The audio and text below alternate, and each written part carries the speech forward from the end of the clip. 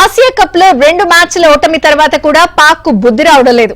Ground లో అవమానకర ప్రవర్తనలకు పాల్పడిన వ్యవహారంపై భారత్ ఫిర్యాదు చేయగా ఇప్పుడు పీసీబీ చైర్మన్ ఎక్స్ వేదికగా రొనాల్డో ఫోటోను పెట్టారు.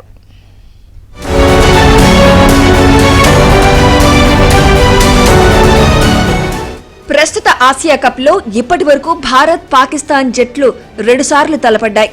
2 మ్యాచ్ల్లోనూ టీమిండియానే విజయం సాధించింది. అయితే ఈ మ్యాచ్ల్లో ఆట కంటే మైదానంలో జరిగిన డ్రామానే ఎక్కువగా వార్తల్లో నిలుస్తోంది. తొలి మ్యాచ్లో షేక్ హ్యాండ్ వివాదం ఉద్రిక్తతలు సృష్టించింది. సెప్టెంబర్ 21న దుబాయ్లో భారత్తో జరిగిన సూపర్ 4 మ్యాచ్లో పాకిస్తాన్ ఆటగాళ్లు సాహిబ్ జాదా ఫర్హాన్, ఆరిస్ రవూఫ్ అవమానకర ప్రవర్తనకు పాల్పడ్డారు. తాజాగా వారిద్దరిపై భారత్ క్రికెట్ బోర్డు చర్యలకు ఉపక్రమించింది. ఈ విషయాన్ని ఈమెయిల్ రూపంలో ఐసీసీకి బీసీసీఐ ఫిర్యాదు చేసింది.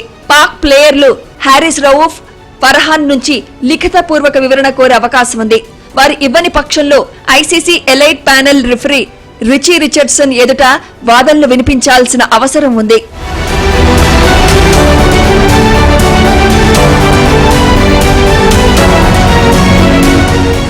భారత్తో మ్యాచ్లో Pak batter Farhan half century చేసిన తర్వాత గన్ షాట్ చూపిస్తూ హావభావాలు ప్రదర్శించాడు.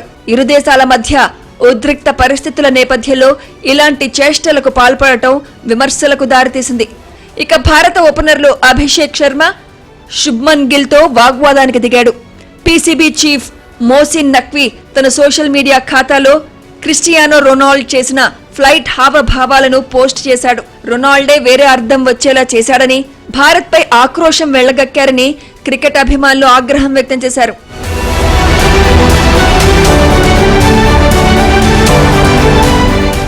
ఇప్పటికే రిఫరీ విషయంలో అవమానాలు ఎదుర్కొన్న పాకిస్తాన్ క్రికెట్ బోర్డు భారత్ పై అక్కసును మాత్రం వదలట్లేదు. టీమిండియా సారథి సూర్యకుమార్ యాదవ్ పై ఐసీసీకి పీసీబీ ఫిర్యాదు చేసింది. గ్రూప్ స్టేజ్ లో పాక్ పై భారత్ విజయం సాధించిన సంగతి తెలిసిందే. ఆ గెలుపును పహల్గాం ఉగ్రదాడి బాధితులు భారత సైన్యానికి అంకితం ఇస్తున్నట్లు సూర్య వెల్లడించాడు. ఇప్పుడు అదే పాక్ కడుపు మంటకు కారణమైంది.